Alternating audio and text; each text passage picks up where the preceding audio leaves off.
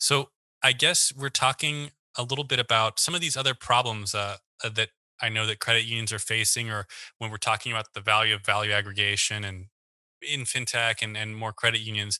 You've mentioned this concept of sunk costs when we think about, especially with like legacy technology and what have you. Is this very prevalent? You see in credit unions this kind of sunk cost fallacy? Absolutely, and it makes me. I think back to the first day of economics and the first day of college or university. The professor always says, "Don't make decisions based on sunk cost in economics." And Hmm. enter into the real world, and chasing sunk costs seems to be an athletic event sometimes. Um, it, and I get it. Switching is hard, but we're sort of at a point in our juncture where, okay, sure, there may be sunk costs, but we also need to navigate the ship to ensure that we're doing the right thing and adopting to our digital futures in the most effective manner. Yeah, a huge part of the work in adapting to the change is really convincing the minds involved that this change is necessary, it's possible, and it will improve things in XYZ way. It seems that many times people don't want to be the one that rocks the boat unless they can really have the vision to know that rocking the boat is actually going to help course correct for a better direction. Yeah. And that's the situation we're in 2021. Uh, Hmm. if we, looking out, if our industry does not change, things will be changed for us. So now I believe we're at a juncture. We can choose between a bigger piece of the pie or a smaller piece of the pie. By continuing on our current path, it'll be a smaller piece of the pie by default. By making the right decisions and working together, there's a real opportunity in front of us as well. And that's why I'm focusing on the platformization piece. I do see the Perfect. opportunity, and I do see the opportunity to maintain the credit union value proposition and in fact make it better by using the tool of digital, Hmm. in a smart manner. Right. Yeah, and then I think that it's the tool of digital built on this concept of trust, really.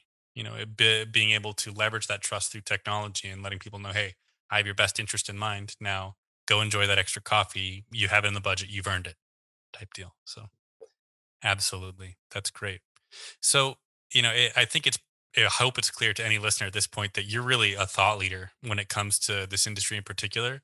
And so, what's the best case that you could make for credit unions in Canada today against the backdrop of financial services sector overall? Like how could we kind of throw their hat in the ring there? Like, what would that hat look like?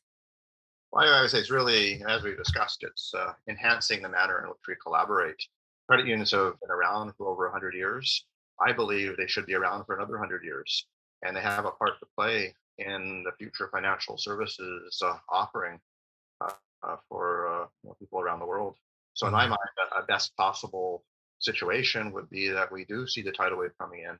We do say, okay, now is the time to stop suntanning and to get moving on solutions that'll move us in the right direction and get us onto a national platform.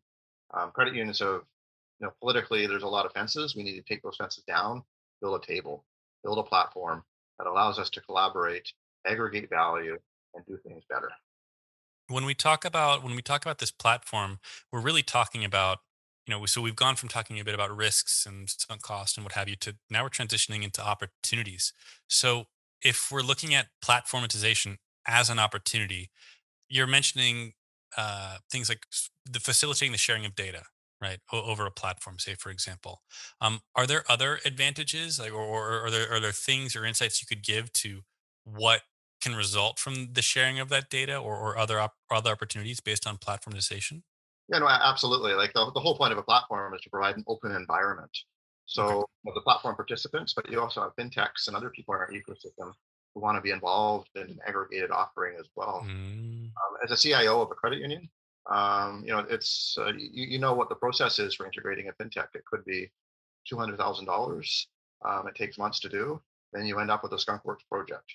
You move you move on to the next fintech, and at the end of the day, you end up with a basket of skunkworks projects. They may be adding value, but you're not. They're discrete items, and you're not aggregating. Within mm, a platform type of environment, it's more straightforward. You establish a, a method for fintechs to integrate. They have access immediately to a large group of customers, and we can all innovate based on that.